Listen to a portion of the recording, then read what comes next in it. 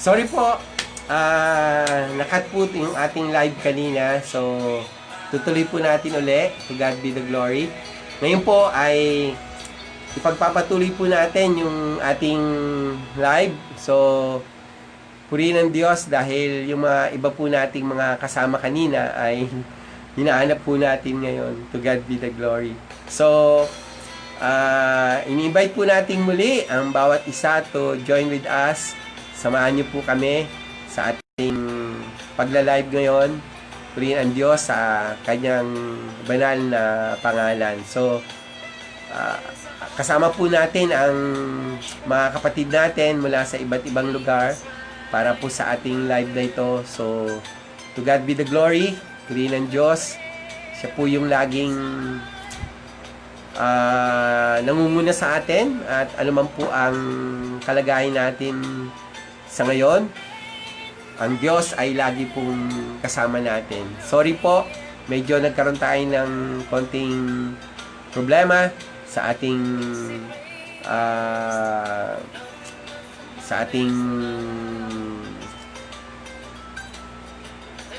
medyo nagkaroon po ng technical problems, pero ganun pa man po. Tuloy-tuloy po rin po tayo sa ating ginagawang live na ito. To God be the glory. Purihin ng Diyos. So, ayan na po. Tuloy na po natin ang ating live. Purihin ng Diyos. At naniniwala po ako na ang Diyos ay kasama natin.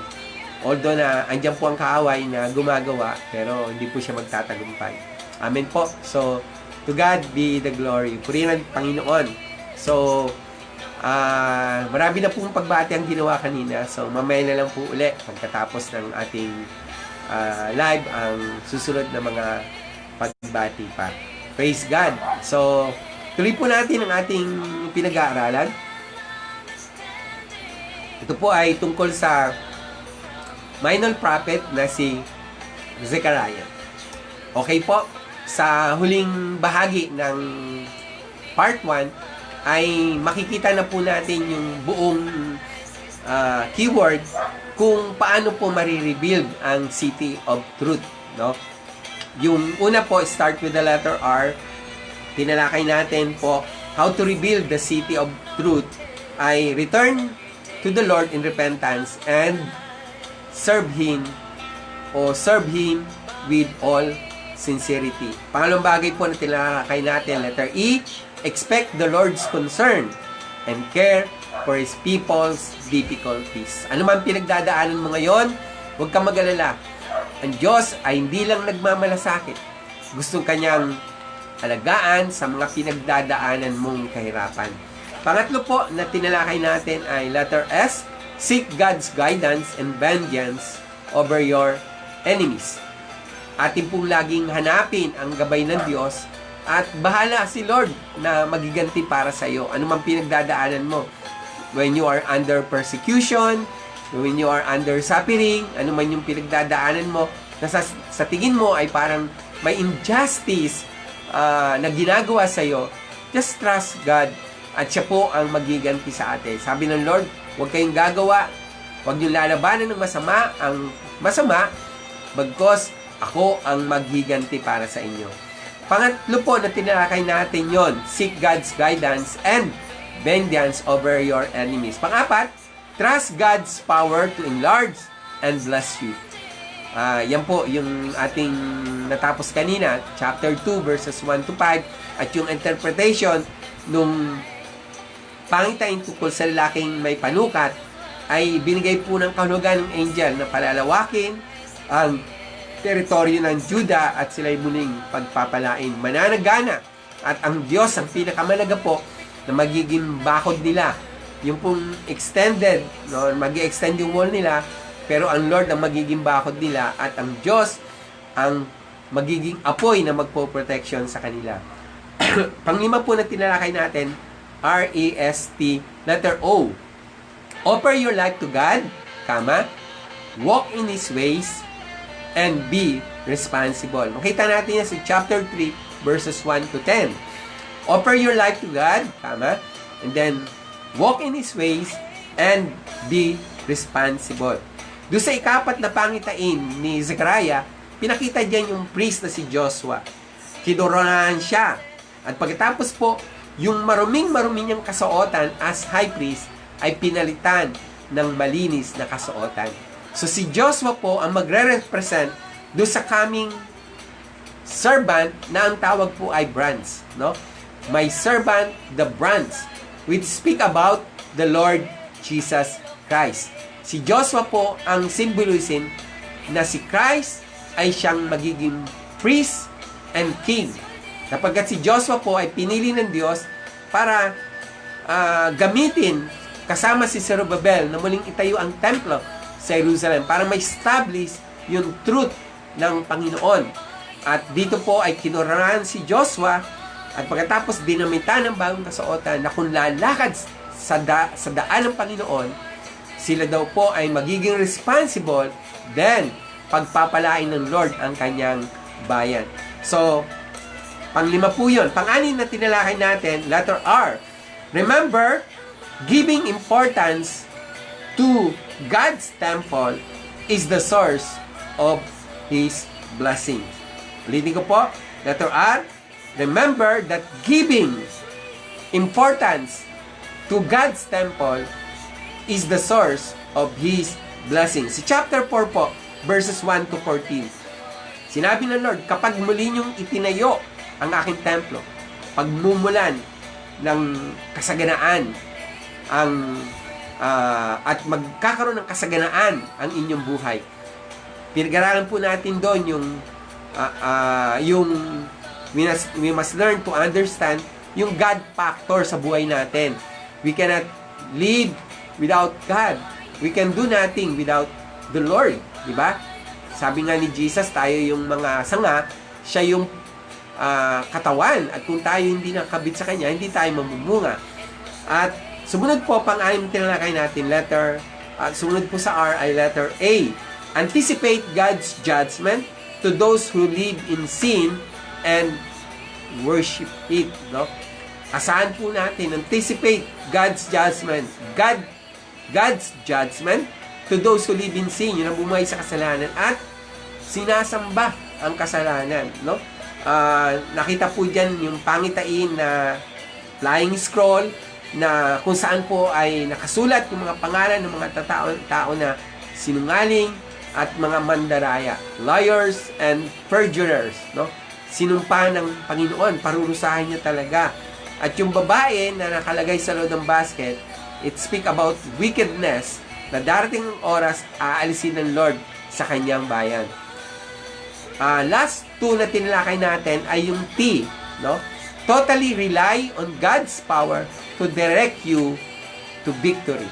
Again, I repeat, totally rely on God's power to direct you in victory. Umasa po tayo, no? Umasa tayo ng buong-buo sa kapangyarihan ng Diyos para dalhin tayo saan? Sa katagumpayan.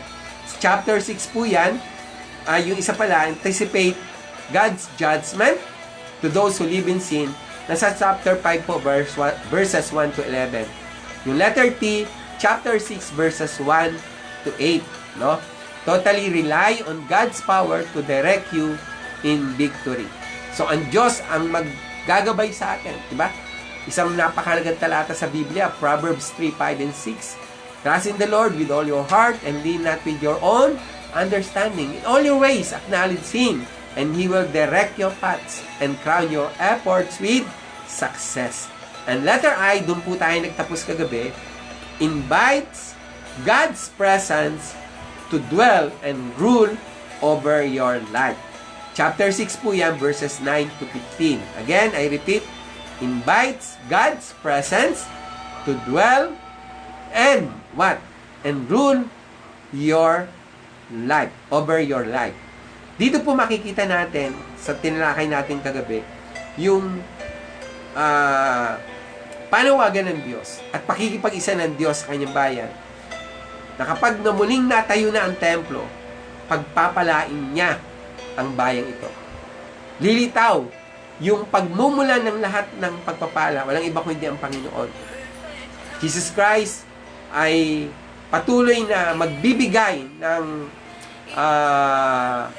malaking blessing sa kanyang bayan. Sa buhay po natin, we need to what? We need to invite God's presence to dwell and rule over our lives.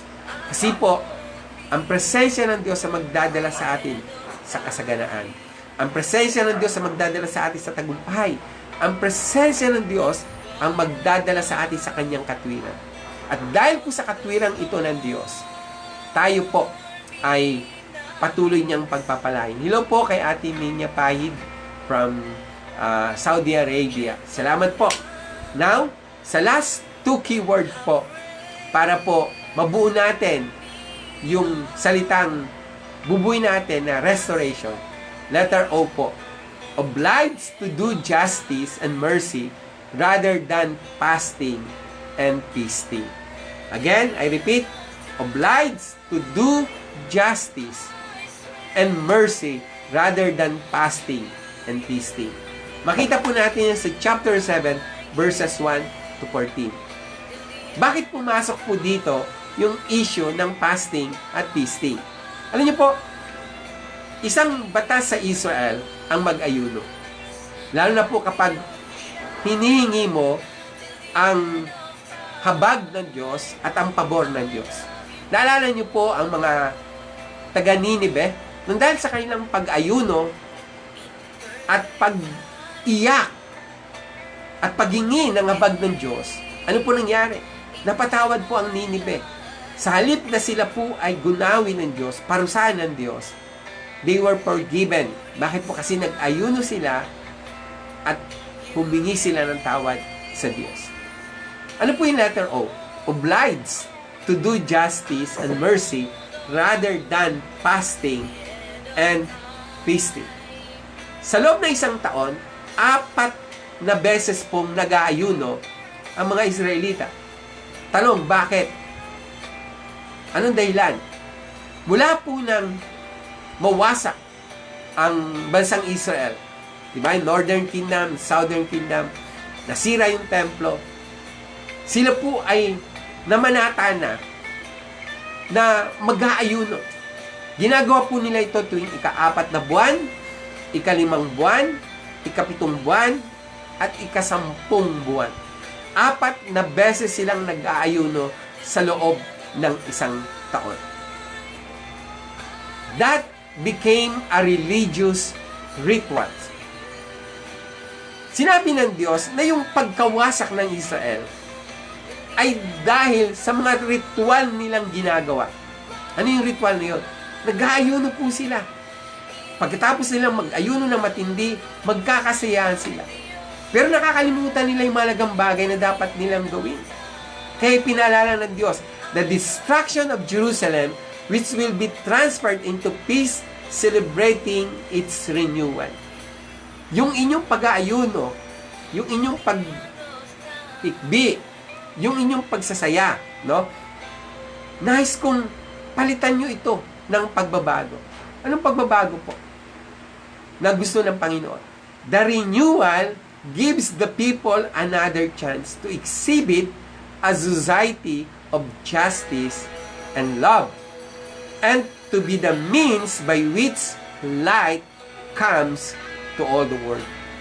Kapag ang hustisya po ay umiral na sa isang lugar, at pag-ibig, kahabagan, magliliwanag po ang lugar na yan. Naalala niyo po yung sabi ni Micah?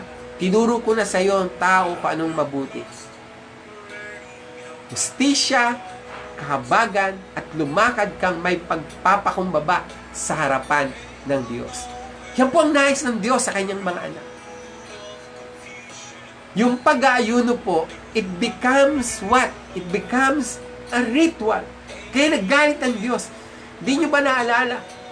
Kaya ako pinawasak ng Israel dahil puro ritual yung ginagawa niyo. Oo, nag-aayuno kayo. Oo, nagdadamit sa ako kayo. Pero hindi kayo namumuhay ayon sa hustisya, sa kahabagan at pag-ibig ng Diyos.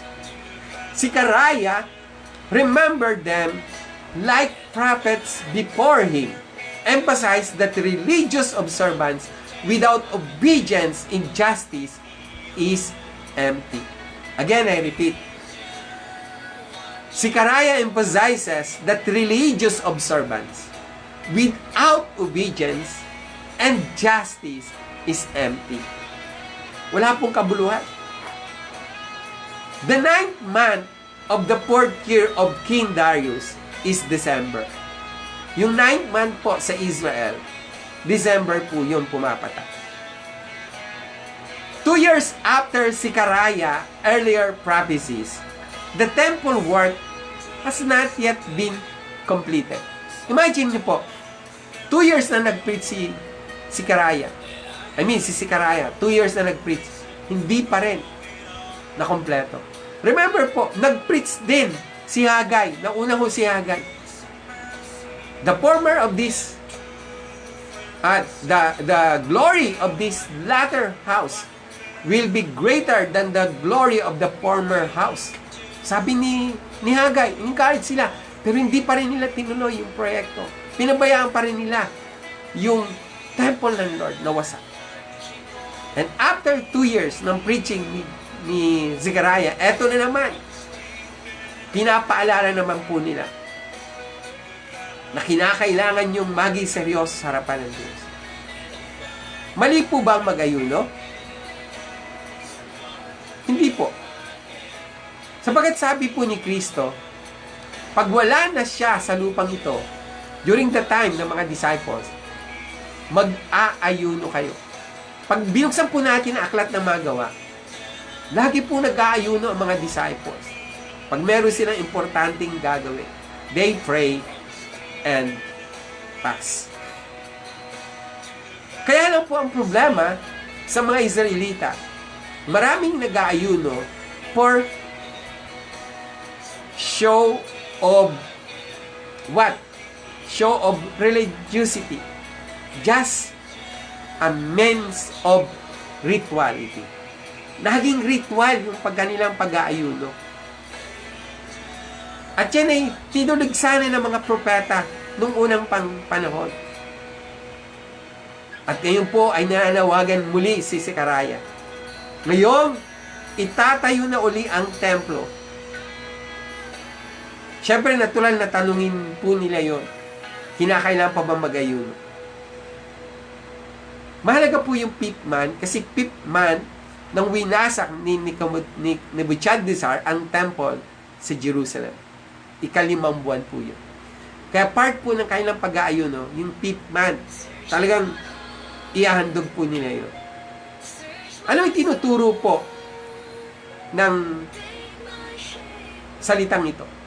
Letter O, obliged to do justice and mercy rather than fasting and feasting. Chapter 7 verses 1 to 14. Ito po yung lesson.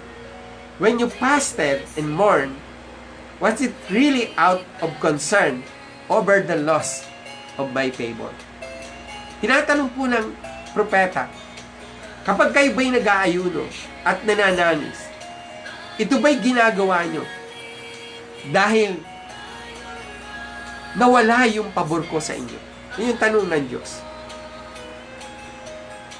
Pero kung ang kailang pag-aayuno po ay for selfish reason, para ipakita lang na sila'y banal, kunyari, that fasting will not glorify God. Sa verses 9 and 10, the test of repentance is a life of obedience to God. Obedience include giving through judgment, that they show kindness and mercy to the widow and to the fatherless, to the sojourner and to the poor. Basahin po natin yung Zechariah. Ano po ang sabi ng Zechariah chapter 7 verses 9 and 10? Kaya po ang sinasabi, ang ganda po ng sinabi sa Zechariah chapter 7 verses 9 and 10.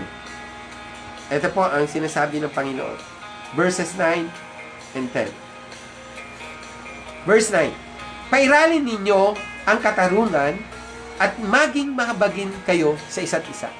Justice and mercy. Pairalin daw po ang katarungan at maging mahabagin sa isa't isa. Verse 10. Huwag ninyong aapihin ang mga babaeng balo. Huwag niyong aapihin ang mga mahihirap. Huwag niyong aapihin ang mga manglalakbay. At huwag kayong magbabalak ng masama sa inyong kapwa. Yung mga taga-ibang ibayo, sojourner, mga manlalakbay, at mga mahihirap, mga babaeng balo, hindi daw po dapat na pahirapan. Ito yung panawagan ng Diyos. Naalala ko po si Santiago. Naalala niyo po si Santiago? Santiago po ay may description ng totoong religion. What is the true religion? James chapter 1 verses 26 and 27. Sabi ni Santiago, ang totoong religion ay yung yung gumagawa ng mabuti sa kanyang kapwa. Tingnan po natin. Santiago 1:26 at 27. Ganito po sinasabi ni Santiago 26 and 27. Kung inaakala ninuman na siya'y reliyoso, ngunit hindi marunong magpigil ng kanyang dila, dinadaya lang niya ang kanyang sarili at walang kabuluhan ang kanyang pagiging reliyoso. Kung sinasabi mong reliyoso ka, you know how to tame your tongue. Pero kung daldal ka ng daldal ka ng daldal, pero praise the Lord ka ng praise the Lord, wala akong mapapala. Walang kabuluhan ang pagiging reliyoso kung hindi ka naman marunong magpigil ng dila. Verse 27, ang sabi dito, ganito ang tunay na pagkareliyoso, na minamarapat at kinalulugdan ng ating Diyos. So meron palang isang pagiging reliyoso na kinakalugdan at minararapat ng ating Diyos. Ano raw po yun? Na Diyos ng ating Ama ang tulungan ng mga ulila, mga babaeng balo, ang kanilang kahirapan, at ingatan ang sarili na huwag mahawa sa kasamaan ng sanglibutan. That is the true religion. Gumawa ka ng mabuti sa kapwa mo at huwag kang magpabayang mahawaan ng kasamaan ng mundong ito. Sa chapter 7, verses 11 to 12, sinasabi po dito ni Zechariah, the law and the words of the former prophets were the means to communicate His will to His people. Yung mga salita daw po, yung batas daw po ng Diyos at mga salita ng mga propeta, ito yung paraan ng Diyos para makipag-communicate siya sa kanyang bayan. Yet, the earlier generation refuses to pay attention. Hindi sila marunong makinig sa Diyos. Kaya nga po, sabi ni Apostol Pablo, kapag narinig nyo na ang tinig ng Panginoon, huwag kayong magtigas ng puso. Huwag ninyong isara ang inyong pandinig. Tanggapin nyo na ang Panginoon, magbago po. Let us pay attention to God's Word. Mag-pay po tayo ng attention sa salita ng Panginoon. Verses 14 to 15, the Lord's anger and judgment came upon His people like a whirlwind. It scattered them among nations that they had not known and made them as vulnerable as the people they had oppressed. So ano pong nangyari? Nangyari po dahil po yung pinagmamalaki nilang religiosity, prayer and fasting, pero walang obedience sa salita ng Panginoon, they don't do justice and mercy and love to the people, bigla silang pinarusahan ng Diyos at nagkalat sila sa iba't ibang bansa. At this time, the Lord is renewing His covenant to them. They are obliged to do justice and mercy rather than fasting and feasting. Walang kabuluhan po ang anumang pag-aayuno kung hindi tayo marunong magbigay ng katarunan at pag-ibig sa ating kapwa. And last po, para mabuo yung ating acrostic na restoration, is letter N. Chapter 8 po yun, sa buong chapter 8, verses 1 to 22. Never forget to reaffirm God's purpose for you to bless others. Yung opo, obliged to do justice and mercy rather than fasting and feasting. Chapter 7 po, buong chapter 7. Chapter 8 po, buong chapter 8, letter N. Never forget to reaffirm God's purpose for you. What is God's purpose for you? To bless others. At yung others po doon, bansa. Ikaw ay pinagpala ng Diyos upang maging pagpapala. Hindi lang sa ilang tao, kundi sa mga bansa. That is God's affirmation to the nation of Israel. Pero nag-fail po ang Israel dyan. Paulit-ulit sila nag-fail. That's why God made a new covenant to His church. Kaya nga po, nung talikunan nila ang Panginoon muli, sabi ni Jesus sa Matthew 16, Peter, upon this rock I will build my church, and even the gates of hell shall not prevail against it. Kaya Matthew chapter 28, 19 and 20, yung kautusan na dapat sanang gampanan ng Israel, ipinagawa ni Kristo sa kanyang iglesia. Who is that church? The body of Christ. Who is the body of Christ? The called out ones. Yung mga tinawag mula sa kadiliman. At sino po yun? Ikaw, ako, at lahat ng mga mananampalataya. Letter N po. Never forget to reaffirm God's purpose for you to bless others. God is renewing His presence to His people. And He is affirming that the purpose why they call them is to bless the nations through them. Pag binasa nyo po, kung nabasa nyo po ang buong Bible, makikita nyo po yan sa lahat ng mga chapter of books of the Bible. Tinawag ng Diyos ang Israel para maging pagpapala sa mga bansa. Tinawag ng Diyos ang Israel para maging pagpapala sa bansa. Every chapter, every books of the Bible, nakasulat po yan. Pero paulit-ulit na hindi nagiging pagpapala ang Israel. At yan din po ang panawagan ng Diyos sa atin bilang kanyang iglesia. You are blessed to become a blessing. Ikaw ay pinagpala upang maging pagpapala. Amen po ba? Pinagpala ka ng Diyos hindi para sa sarili ng pagpapala. Kailangan yung pagpapala mo ay share mo sa iba.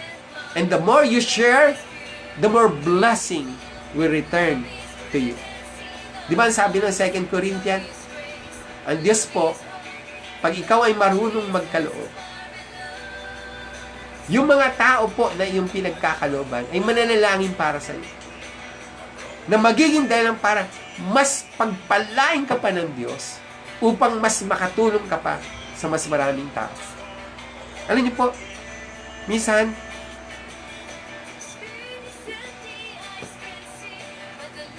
kapag tayo po ay may kakulangan sa buhay at may lumalapit sa ating mga tao, hindi po pwedeng panalangin lang. Tama po ba? Ano sabi ni James? Kung may lalapit sa'yo, humingi ng pagkain na makakain, pinag-pray mo lang, pagkatapos hindi ka nagbigay ng pagkain, walang kabuluhan ng iyong pananampalataya. Faith without works is dead. Kailangan yung faith, may kaakibat na pananampalataya. Kaya nga po tayo tinawag ng Diyos para pagpalain, upang maging pagpapala sa iba. Mapapansin natin, sa pag binasa po natin yung buong chapter 8, marami pong mga matutuklasan tayo dyan, mga malagang bagay. God returned to Zion and will dwell in the midst of His people. At sa pagbabalik na ito ng Panginoon, the city will become the city of truth. At dahil sila po ay magiging syudad na ng katotohanan, yung blessing ng Lord ay mananagana sa kanila. At maraming bansa na naman ang pupunta sa kanila.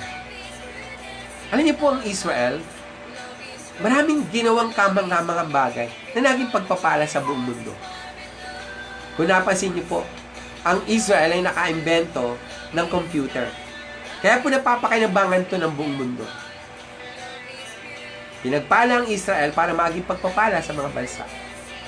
When it comes to agricultural innovation, ang tindi po ng Israel. Imagine niyo po, ang Israel ay number 1 exporter ng ng vegetable at fruits sa buong Europe. Number 1 exporter ang Israel ng fruits at vegetable sa Europe. Imagine niyo po ang Europe, ang laki-laki. Pero number 1 exporter ang Israel. Dati po ang Israel ay disyerto at puro batuhan. Pero how come nang Israel ay naging agricultural nation? Tayo po ay isang agricultural country, pero napapabayaan natin ang ating mga bukid, ang ating mga lupa. Ang mga kababayan natin sa probinsya, iniiwan ng lupa kapalit ng buhay dito sa Manila. Sa ibang bansa po, ang mga mayayaman ay mga farmers. Baliktad po sa atin sa Pilipinas. Ang mahihirap ay mga farmers. Sa ibang bansa, pagka-farmers ka, mayaman ka. Sa Israel po, pag farmers ka, may sinasabi ka. Alam niyo po, the agricultural innovation ay naging pagpapala sa buong mundo. Pumunta po kayo sa green, yung tinatawag nilang Green City sa Israel. Ang tindi po. Alam niyo po, tayo dinidilig natin yung halaman. Dinidiligan natin halaman. Doon, iba po ang technology. Doon po yung halaman, walang masasayang na tubig. Yung halaman po, may injection, no? May injection na doon dumadaan yung tubig, direkte sa halaman. Direkto sa halaman. Ibang klase technology ng Israel. Talagang bless sila ng Lord ng wisdom. Diba? When it comes to military might, hindi matatalo ang Israel. Nagtutulong-tulong na po ang Arab nation, hindi pa nila matalo ang Israel hanggang ngayon. Diba? Ilang bansa na ang gusto sumakop, hindi matalo. Pero tingnan niyo po, ang Israel po, nagiging pagpapala para sa atin. Marami pong mga bagay na ginawa ang Israel, nagiging pagpapala sa mundo. Parang Pilipino, di ba? Maraming mga inventor na Pilipino, pero nakakinabang ibang bansa. Nawa po, yung mga inventor natin, masuportahan dito sa Pilipinas. Di ba? May naka-invento po nung tubig na mapapatakbo ang kotse, pero hindi sinuportahan ng gobyerno. Nabenta tuloy sa Japanese. No? Thank God, ngayon po, nagiging very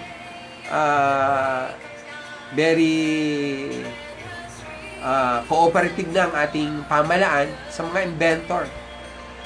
Talagang sinusuportahan ng ating pamahalaan ngayon ng mga invention na makakatulong para sa ating bayan.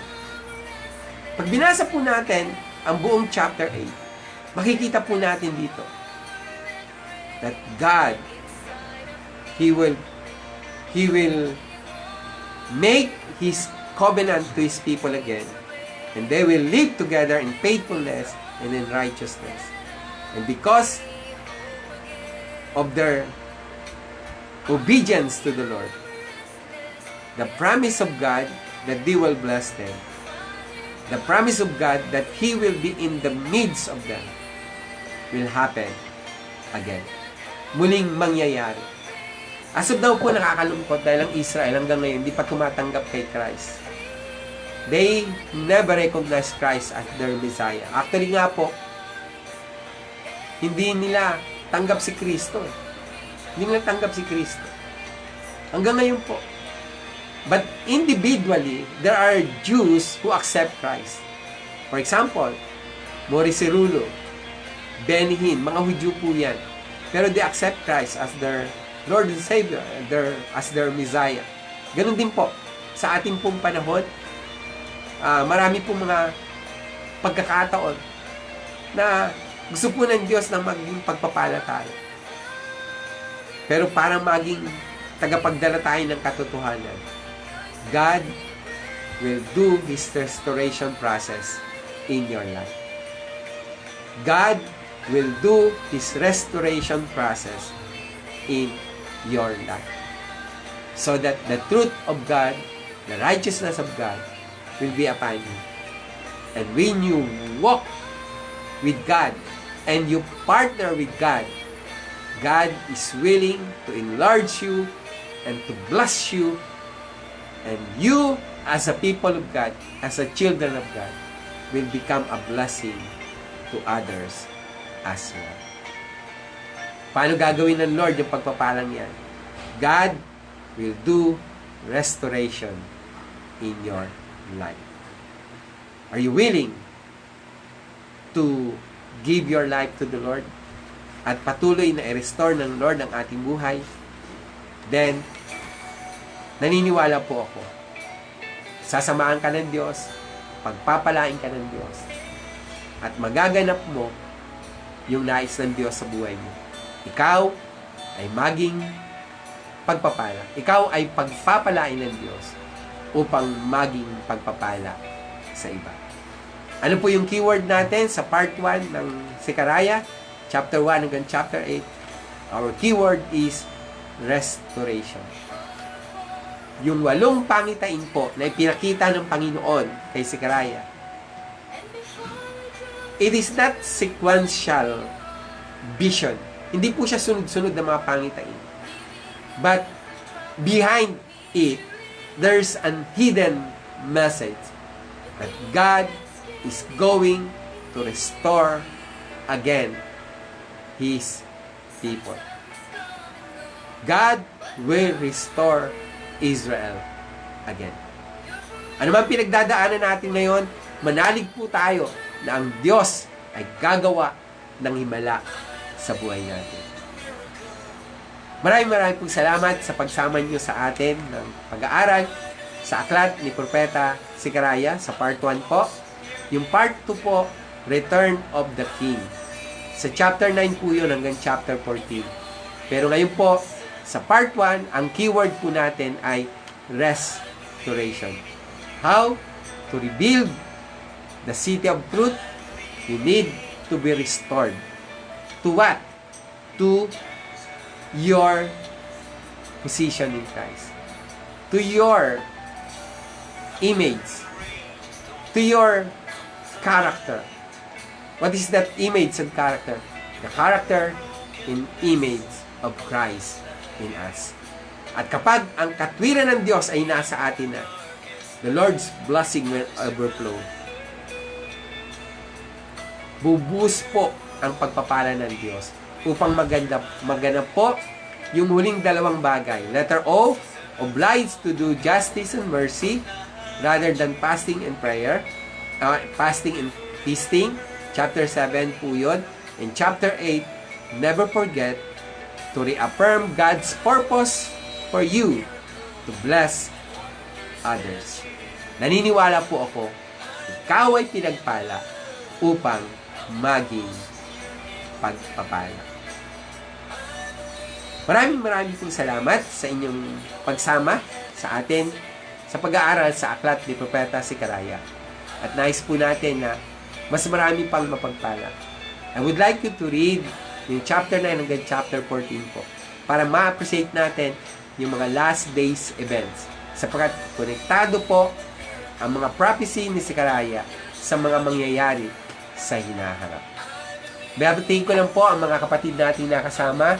Yung hipag ko po, si Ate Bang de Los Santos. Salamat sa iyong pagsama. Florentina Pasbuklatin from Spain. No? Sorry po, nagbago po ako ng time. Agahan po natin. Yung mga kapatiran po natin sa Spain, hindi nila Hindi po nila na ano yung announcement ko. Deacon Rick Banaag, thank you for the word. Restoration po is the keyword sa ating first part ng book ni Zechariah. Kuya Ed Salentes, to God be the glory. Salamat po sa inyong Nina Paid from Saudi Arabia. Sa ating pong mga kabataan, kay Asunta, kay Angelica, salamat sa inyong pakikisa. Batiin niyo po ang inyong mga ama sa darating na linggo. Happy Father's Day. Salamat po sa pagsama na niyo sa gabi ito. Tayo po'y saglit na himuko at manalangin. Hingin po natin ang pagsama ng Diyos sa ating mga buhay. Maganap po yung plano ng Diyos to restore us and to pour out this blessing upon us so that you can be a blessing to others.